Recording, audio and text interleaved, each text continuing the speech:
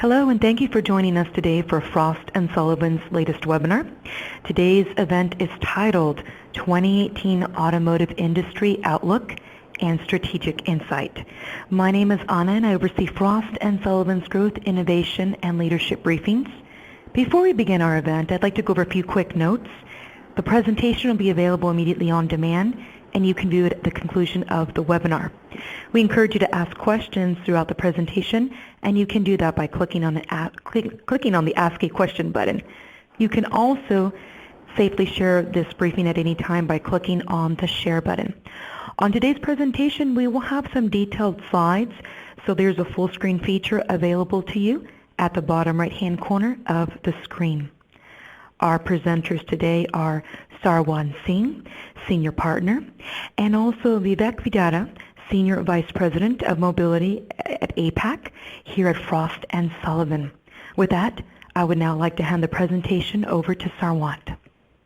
Thank you, Anna. A very good morning, good afternoon, or good evening to you. This is Sarwan here from a very cold London. We have snow outside today. Temperature is -5. We haven't had this kind of weather in London for a while. We're blaming it on the Russians. We're calling it the beast from the east.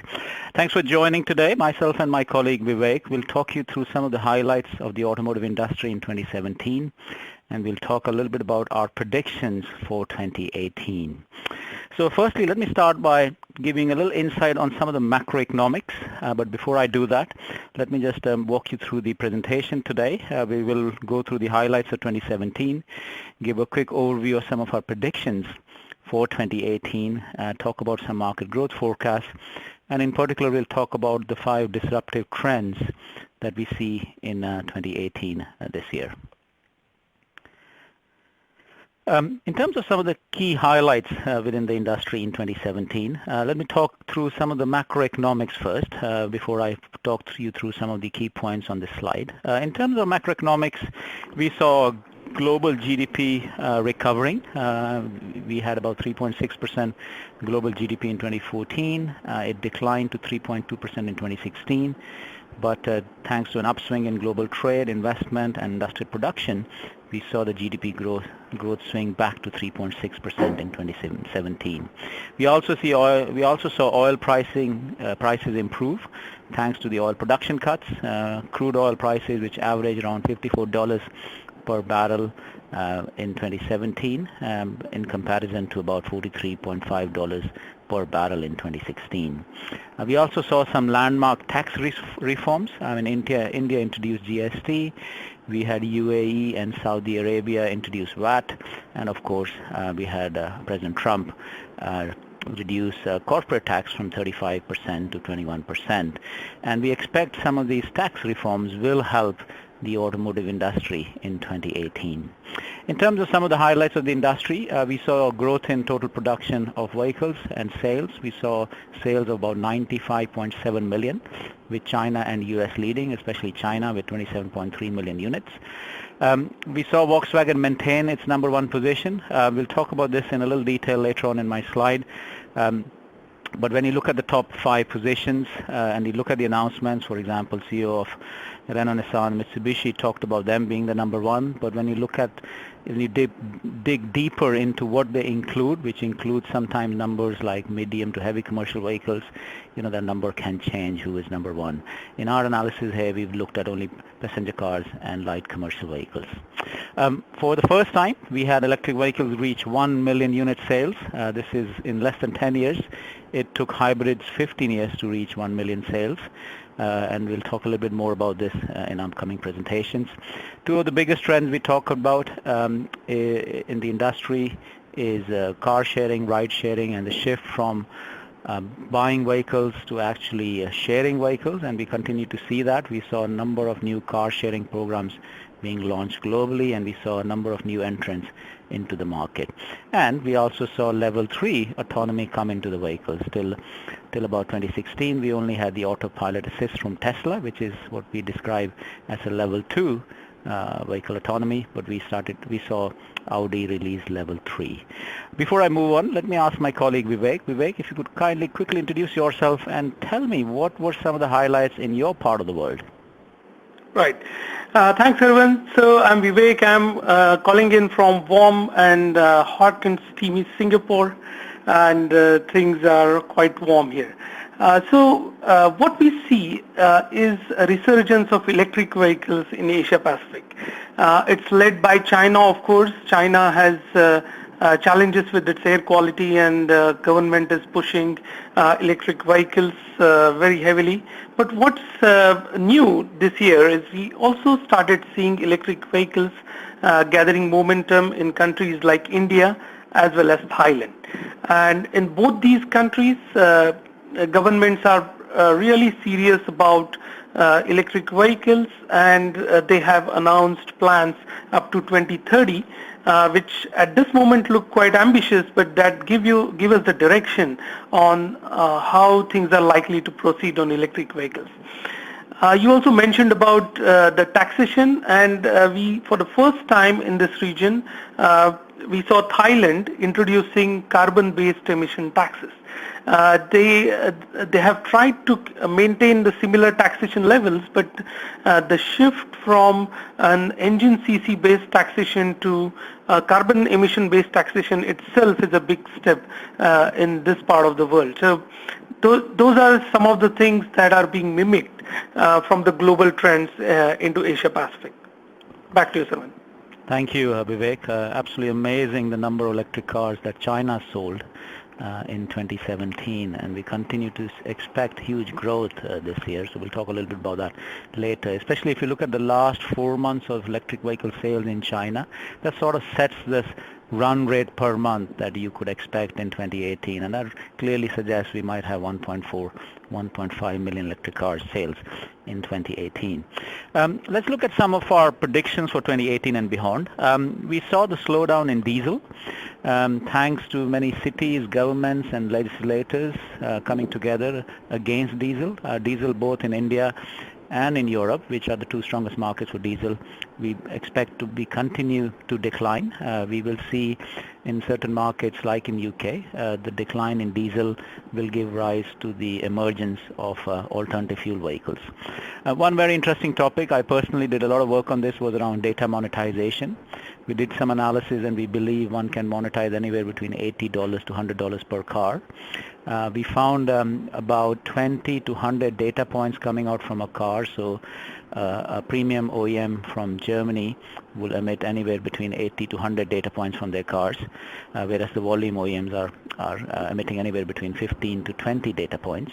What we found is you can create about 50 use cases from these 100 data points, and a large number of them can be monetized using 3 different models, which we found was data brokering, data bartering, or building insights. So we've seen a lot of interest from OEMs on our research on this topic. We continue to see external brokers like Automotive coming into this market, and we will be having a webinar on this topic very soon. So very exciting topic, and we will see a lot more interest on this in 2018.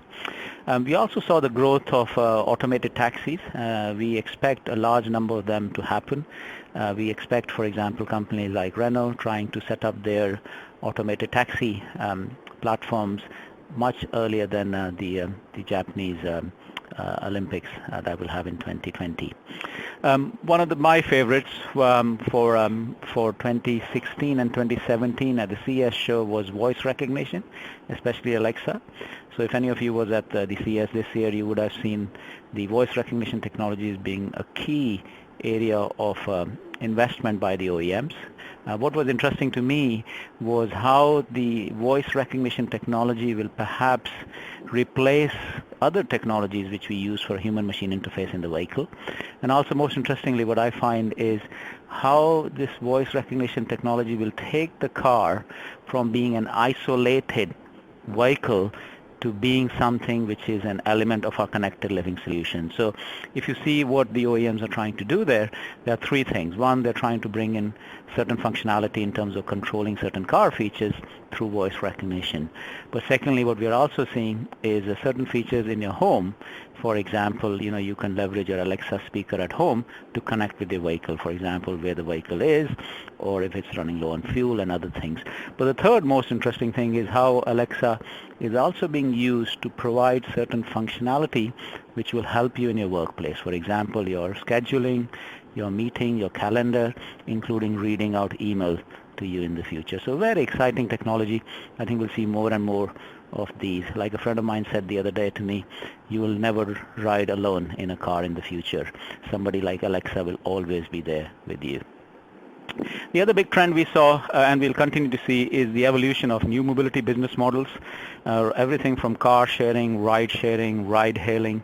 We have counted about 23 different types of new mobility business models that we will see over the coming years, and my colleague Vivek will later talk about a few things, for example, like mobility as sharing platforms and downstream growth of downstream services within the automotive industry.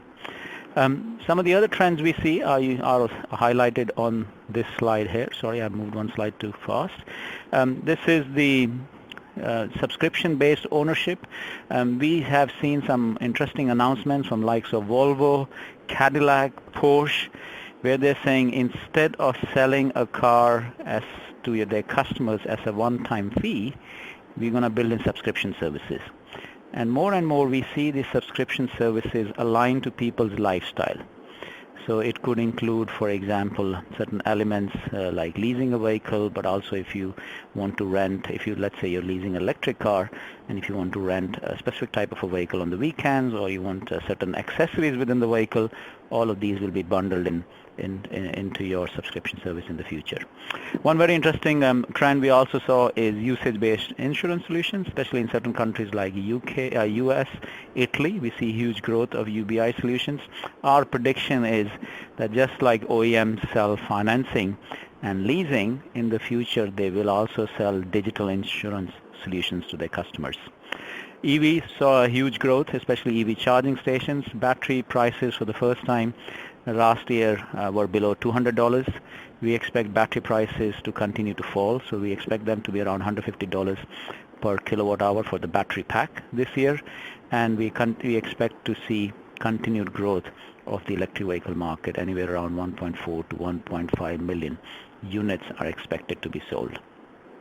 One of the most interesting topics I have to say within the car industry is how we are moving to the third dimension of mobility, which is flying personal vehicles. We've seen 4 different types of personal vehicles, anywhere from a car, anywhere to a plane that can also drive on the road, or to a helicopter that can also drive on the road, all the way to drones, which don't necessarily drive on the road, but can move people and goods, for example, and all the way to future sports kind of vehicles, like you have jet skis. We might have flying scooters in the future. Moving on to my next slide, this is our prediction for 2018 in terms of growth within the industry. We expect about 3% growth, but there's a very good outside chance that we might actually hit 100 million in car sales in 2018.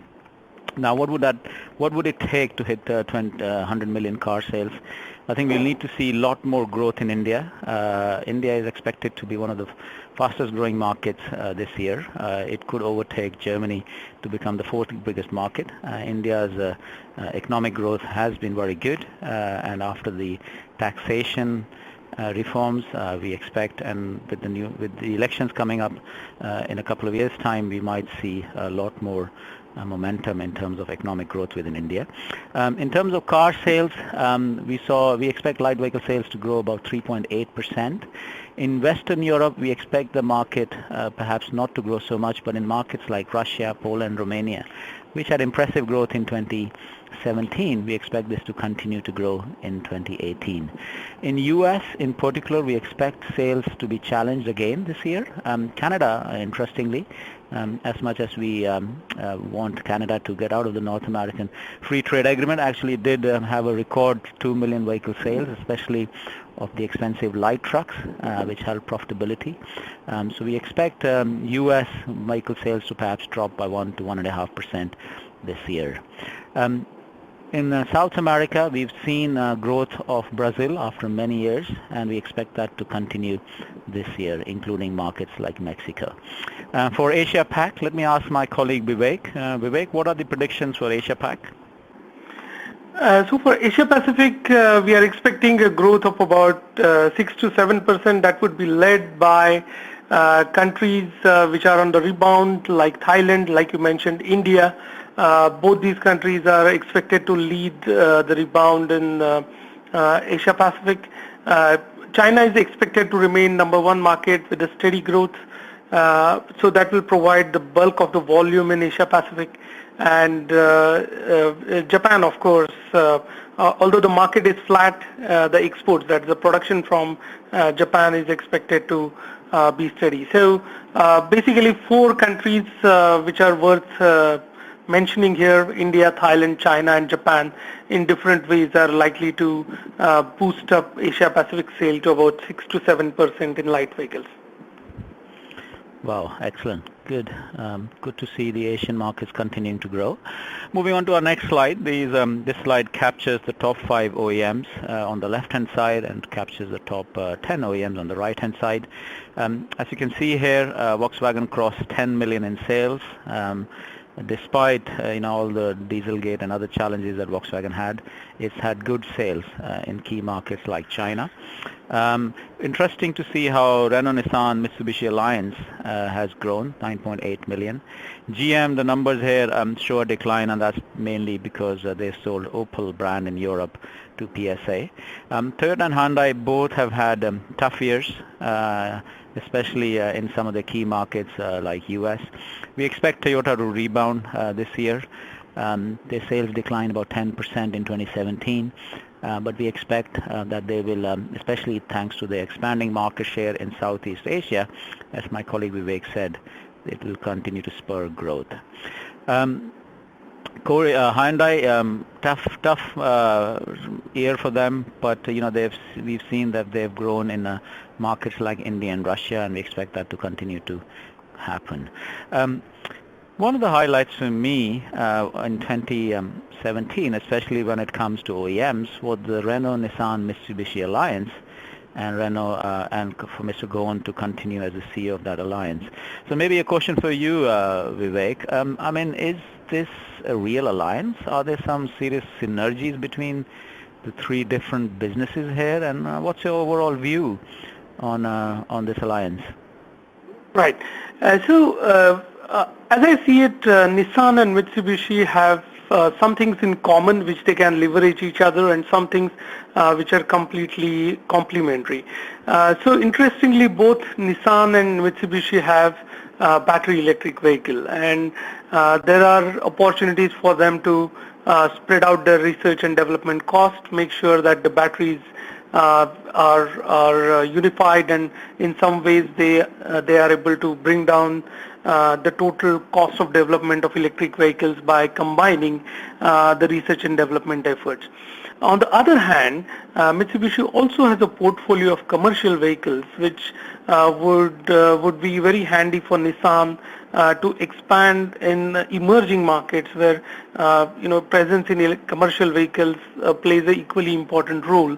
So as I see it, there are some common grounds, and there are some excellent complementary skill sets that both these players bring to the table, and to me this alliance actually makes a very interesting player at number 2. Thank you, Vivek. That's very interesting. Moving on to our next slide on the top 5 trends. The top 5 trends we see are highlighted on this slide. I think the first one and the most important one we see is the digital transformation of the auto industry. We have defined digital transformation across 5 pillars. So the connected supply chain, where we see anywhere between 1 to 2% saving for a volume OEM, to industry 4.0 or IIoT. We see the automotive industry moving from mass production to mass customization as a result of implementing IoT in future. And then we see the digital retailing and the customer user experience. As a matter of fact, one of the key KPIs of the future for OEMs, we believe, will be the customer. And we see growth, for example, within digital retailing into in digital transformation into connected and autonomous vehicles, and also mobility as a service. Let me pass on to you, Vivek, to maybe talk through this slide and some of the remaining slides. Thank you, Sullivan. So the other important trend that we see is the revenue from downstream services, which means that vehicle OEMs will no longer try to make their money just by selling car and just by providing the vehicle services, but there are a wide range of services that they will look at on how to monetize the vehicle, how to monetize the car, and how to make more money out of it. So I'll walk you through some of these services and give you some of the predictions of the revenues. The next important trend that we find is the focus on three things: artificial intelligence, data monetization, and voice recognition. Sarvan did briefly mention about it. Most of the vehicles need artificial intelligence. It is going to be built in every single connected car. Voice recognition is going to make sure it surpasses all the HMI developments that's happening, and it can also help us to connect the car to our offices, to our homes, and the data monetization, which is a completely new stream of revenues. So far, most of the vehicle OEMs have never looked at data as a currency. They have never looked at data as something that they can earn money from. So from 2018 and beyond, we see that there would be some of the sure developments in data monetizations will start happening. We also see blockchain taking place in automotive industry, and this will happen not just in terms of cryptocurrencies, but most of the service record, most of the the entire life cycle of the vehicle would be maintained by blockchain, because it passes through different agencies, different service stations, and a blockchain way of combining all the records and making sure that they are available for the customer will bring about a lot of changes in automotive industry. And finally, it's cyber security. We believe that that's another important trend. As autonomous vehicles set in, and as vehicles become smarter and smarter, the danger of taking the person out of the wheel and putting a machine behind the wheel, a computer behind the wheel, actually also gives rise to the risk of the car being hacked. And if there are a number of cars that are being hacked, then that poses a legitimate security threat. So there are what we see is there are different players that are working together to make the cars very, very secure, and I will walk you through some of the trends in each one of these. So let me move on and start talking about digitalization and digitization of automotive value chain. So what we see is digitization is going to be the new infrastructure on which the car is going to run. The car of yesterday, the car of last decade was just a mechanical and hydraulic device. And with digital platforms setting in, car is going to become altogether a new experience, a new vehicle. It will look like a car, but think like a smartphone, and that's what every single OEM is actually working towards. Most of the OEMs, such as Volkswagen and BMW, of course others, we have cited just these two as example, but they are working on in-house IoT platform that would actually help them to run several new services on this IoT platform. It will take care of the servicing of the vehicle. It will take care of communication of the vehicle between vehicle as to the main concierge. It will take care of the payments that happen through the vehicles, and so many different things will run on this IoT platform. It's also going to put, as Sarvan mentioned, the customer in the center, and the entire user experience of using the car is going to be completely digital. It will start right from how the car is selected up to how the car is purchased, how the car is serviced, and in fact a lot of over-the-air updates and a lot of features that are currently available in smartphone would also be available in cars as we go forward.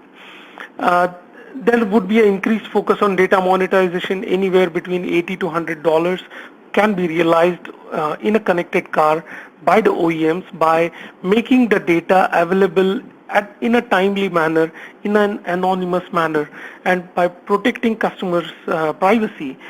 This data can really be made useful to make better driving decisions, to make sure the cars are safe, to make sure the cars are able to communicate effectively with the infrastructure and help the driver as well. What we see is in automotive industry, a chief digital officer would emerge as a new function. It's already started happening, but not all OEMs have it. Some of the progressive OEMs do have a digital officer as one of the important key function, which in last decade didn't exist, because the entire digital transformation needs to be anchored and developed around the car, around the customers, and for that the OEMs need to have a completely new skill set, which will be in form of a digital officer who would bring it to the table. And finally, it would have emergence of digitization KPIs, which means OEMs would implement KPIs that would make digitization real, that would actually help us to measure the performance of the vehicles, performance of the workforce, and the user experience in its entirety. Moving on, we'll talk about downstream services. So, say in a few years back in 2015, bulk of the revenues for car makers came from selling the car and providing services such as vehicle servicing, financial servicing, etc.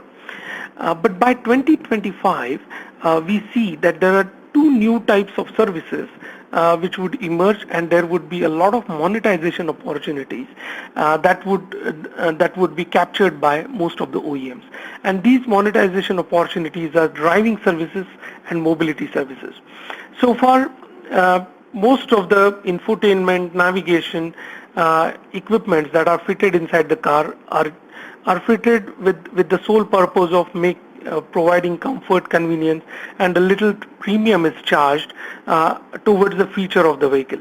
But going forward, infotainment, navigation, or a human-machine interface would all be considered as new revenue opportunities, and that can also be available as a subscription service. You'll have driving analytics, roadside assistance, concierge services, parking services. All of these services would be available and considered as revenue opportunities by progressive OEMs. Players like BMW, Daimler have already branched out into providing different services such as sharing services, parking services, leasing services, which are likely to make higher margins, higher profitability in years to come. Going forward in future, there are a lot of opportunities that are available by mobility services, which are essentially car sharing, ride sharing, bike sharing, and as well as connecting all the modes of mobility into one by providing a mobility as a service platform. All of these are being seen very seriously by most of the OEMs as new business opportunities, and by 2025 we foresee that about 46% of the revenues that accrue to the OEMs would be because of these new services. Moving on.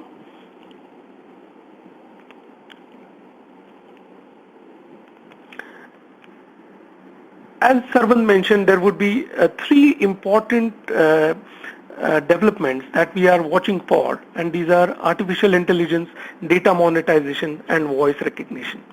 What's most interesting is most of the vehicle manufacturers don't have nascent ability or inherent ability to address this, and therefore we see entrance of a lot of new players who specialize in these areas. and who are partnering very closely with the OEMs to make these three areas possible: artificial intelligence, data monetization, and natural language processing. Let me cite a few examples. So Volkswagen is partnering with NVIDIA to develop artificial intelligence capabilities which will apply into all its future mobility services. It will help you to make the car safer. It will help us to make the cars move faster. It will make the user experience significantly better. Toyota, Ford, every single OEM is working on building in artificial intelligence in all its aspects, be it driving, be it maintenance, be it a user experience. All of these areas would have an element of artificial intelligence built into it. Data monetization is a completely different opportunity. This is something which most of the OEMs are learning ropes. We still see that there are a wide range of data monetization business models that are available. We are yet to see any one model that will emerge as a winner. Just to cite some examples, GM is partnering with Watson, which will have advanced learning abilities and which will help them to monetize the data which is already developed on OnStar, and IBM Watson will actually help them to develop this data and make it into a usable data that can be sold, that can be used internally to develop its R&D, to make sure that the service revenues are improved, to make sure that they move from providing diagnosis to prognosis.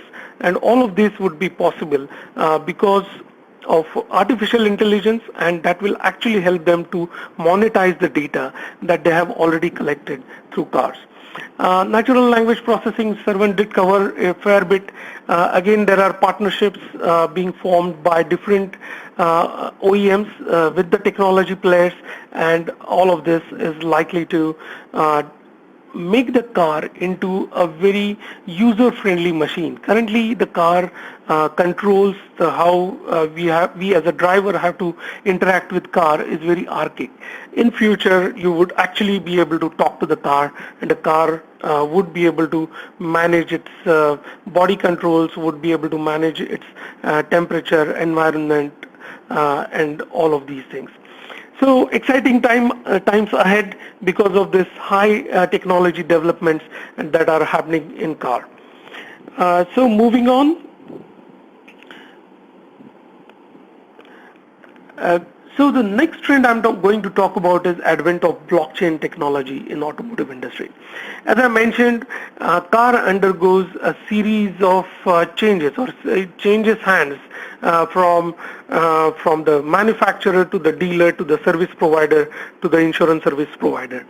So blockchain is a technology which essentially ensures that all the records about the transactions are kept very clearly, transparently, and openly, can actually provide a significant boost to how the cars are sold, how the cars are maintained, and how the used cars are also traded in the market. So let's go step by step. For car maintenance, there would be some, currently if you change the mechanic, your car service repair data is lost. Advent of blockchain will make sure that there are centralized car repair data and digitized car maintenance logs are maintained, and all of these will make sure that maintaining the car would actually be very easy, and the history of the car can be retrieved very easily, and that would actually help to bring in transparency in used car markets.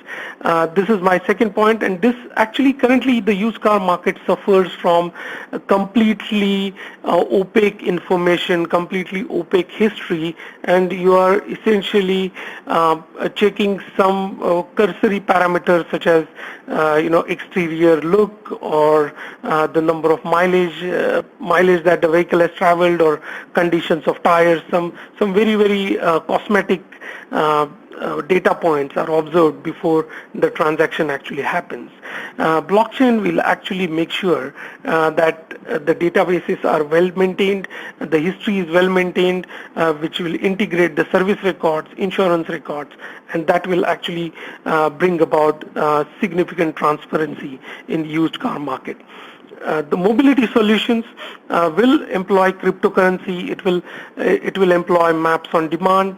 So the maps would also be built as the cars go from one place to another.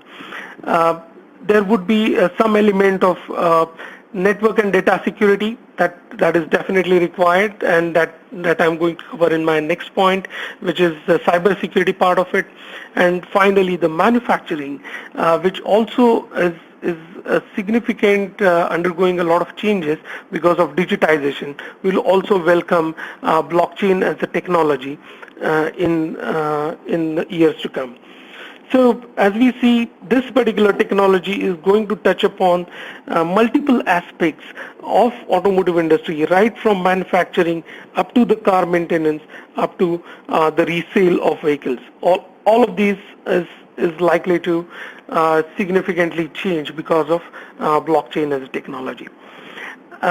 Then I'll like to present the trend of cybersecurity, which to my mind is something that is super important. As the cars become autonomous, it's extremely essential that the cars are protected well, and the level of security that should be available in the car is unprecedented because of the ability of the car. If it is not protected properly, the destruction it can cause is huge. So there are several players who foresee that there are opportunities that can happen in cybersecurity. So you would see some unlikely names like Continental, Harman, which are trying to play a very important role here. They have taken the route of acquisition to have cybersecurity companies. So most of the component companies, tier 1 companies, are actually looking at opportunities beyond their current business, beyond their component supply and module and system supply. They are looking at these new emerging markets, and cybersecurity is one of them. So Continental has acquired Argus Cybersecurity, which is going to become an integral part of their software development, and that is likely to provide comprehensive security solutions, cybersecurity solutions to the vehicle manufacturers who are currently focusing on autonomous vehicles. Harman, recently taken over by Korean players, is also looking at their own security, which is named as SMART, which stands for Smart Mobility Analysis and Research Test, is being tested in Israel, and this again they're trying to become a certification body which can actually testify any autonomous vehicle. But some of the interesting developments, which is in my slide, where there is a consortium of OEMs and tier 1 players who are looking at sharing information about cybersecurity, communicating the vulnerabilities to each other, making sure that they have hackathons which identify the weak spots in each other's autonomous technologies, and together develop the more secure, more sound car by sharing knowledge. I think that's a very interesting development where seeming competitors are joining hands and developing a new technology called cybersecurity. So again, this to my mind is also one of the most important developments, and most of the OEMs, most of the tier 1 companies, along with some consortiums, are very, very active in this area. Let me try to wind up the presentation by giving some of the key takeaways, summarizing my presentation for those of you who have joined late. We predict that the global light vehicle sales will continue to grow by about 3%, inching closer to about 100 million units, which will be a landmark in itself as far as light vehicles are concerned. Renault, Nissan, and Mitsubishi Alliance has, put itself at number 2. The alliance has some inherent strengths, some inherent synergies, and some complementary skill sets that are likely to make this into a very, very interesting player. We are likely to see from 2018 onwards increasing focus on downstream revenues. OEMs will try to capitalize and monetize mobility services, financial services, vehicle services, which they anyway do, as well as the data services that they are likely to come through. So by 2025, it's likely to increase to about 50%. Digitization, which happens all across automotive domain, right from the manufacturing to the supply chain to the retailing to the actual user experience. And to manage all of these, most of the vehicle OEMs are likely to have a new, stronger position of Chief Digitization Officer who's likely to drive their efforts by developing in-house IoT platform and data monetization strategies.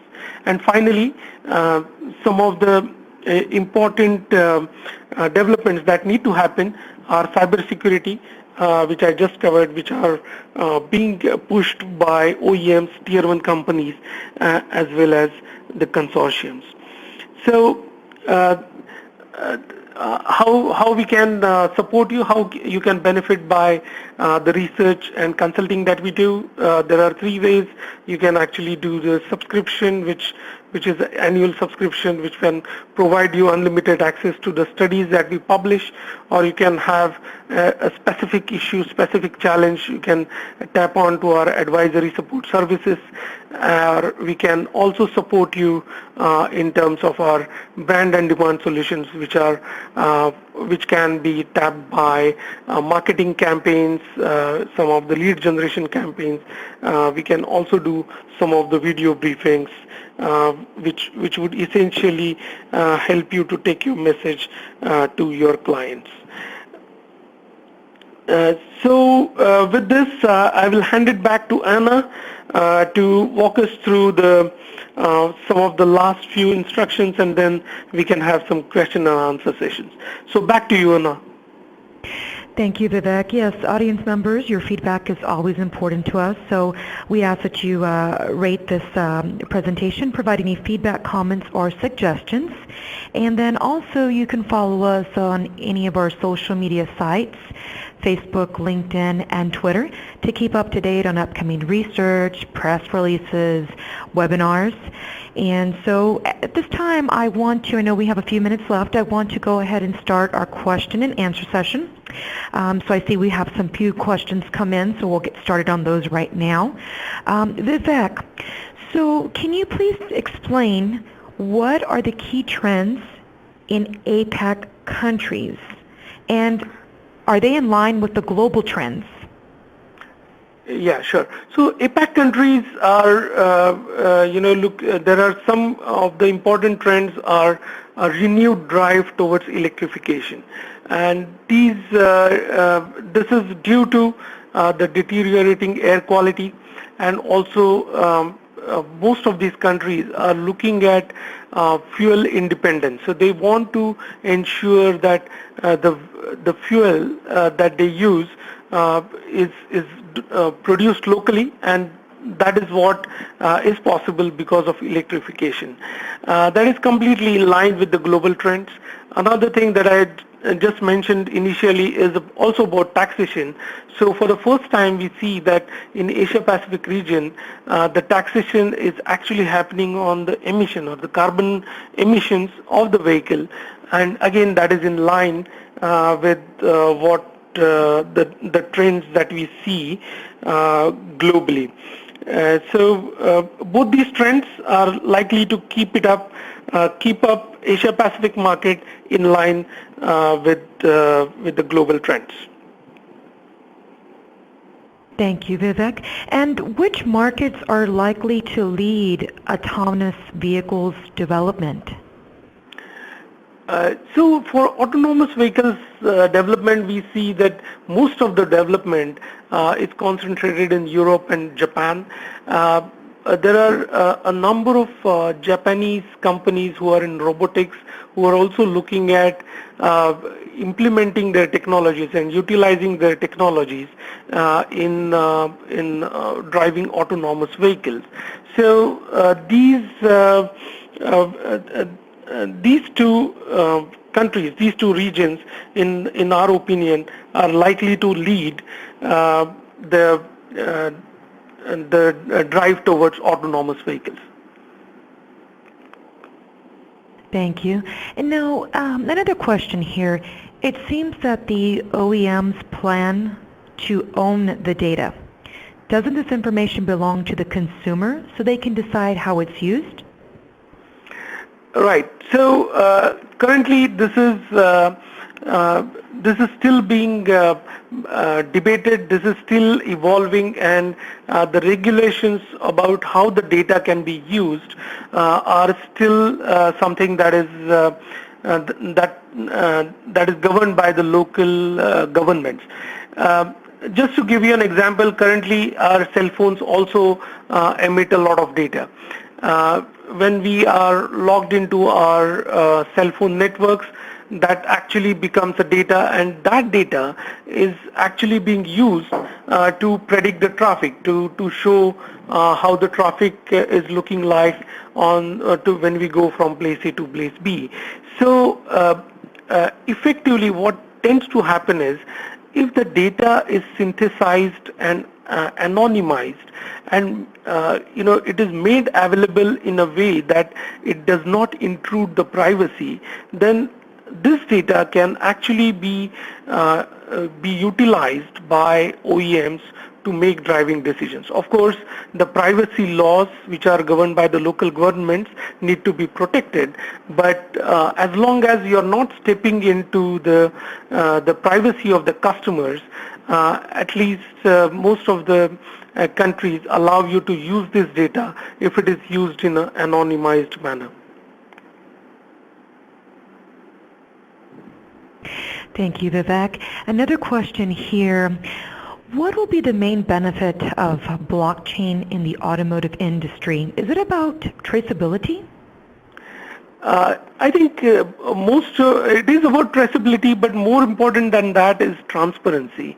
Currently, the vehicle information about the servicing, vehicle information about the transactions on the vehicle, what kind of components are replaced, what kind of insurance history a vehicle has, is not available to a layman customer in a very simple centralized record manner. But blockchain technology can actually make this available in a clear, transparent manner. So traceability and transparency are the two key benefits that would be offered because of the blockchain. Thank you, Vivek. Now, regarding the OEM trying to avoid sharing this information impact the aftermarket repair dealers? Actually, OEMs are not exactly avoiding to share the information, but what tends to happen is there is a lack of centralized recording system which records the entire vehicle history together. It actually needs to be like a vehicle health record, which should be made available to the customer at any point in time. But due to the decentralized nature of the vehicle servicing, for most of the cars, except for some of the new modern cars which are connected and which are monitored centrally, like say Nissan Leaf, this data can be made available. But most of the legacy cars and most of the IC engine driven cars, this information is not available centrally, and as a result, not just OEMs but even the aftermarket dealers do not benefit. Thank you, Vivek. It seems OEMs are starting to develop their own platform. What's your perspective on the potential of a neutral platform or a third-party platform? Maybe that's an ideal solution, but knowing the way automotive industry has developed historically, most of the OEMs tend to develop very specific solutions. Be it their own platforms on which they build a vehicle, or be it their charging systems. Vehicle manufacturers have always opted for a platform, a solution that is specific to their make, specific to their brand, and they tend to use this as a differentiator. They tend to use this as a unique position into the market.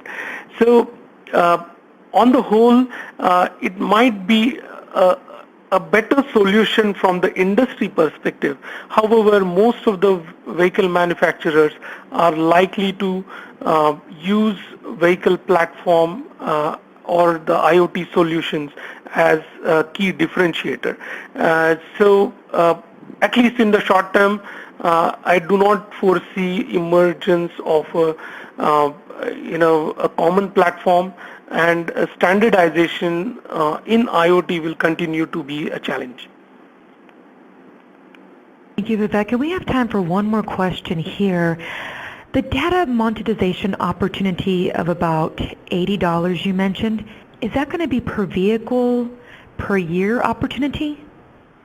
Yes, that's right. So data monetization opportunity would, what we mentioned about $80 to $100 would be per vehicle per year, and this data can be, from something as simple as your speedometer reading, seatbelt position, right up to the crash reconstruction that can happen in case the insurance companies need to access the data for the car. So there are wide range of data monetization opportunities and use cases that are available, and the number that we mentioned is per vehicle per year. Thank you, Vivek. This concludes today's presentation. We hope you found today's webinar informative. Again, any questions that we did not get to address today, the team will take that offline and get back with you. If there's any other questions or additional feedback, please feel free to contact us. Once again, thank you very much.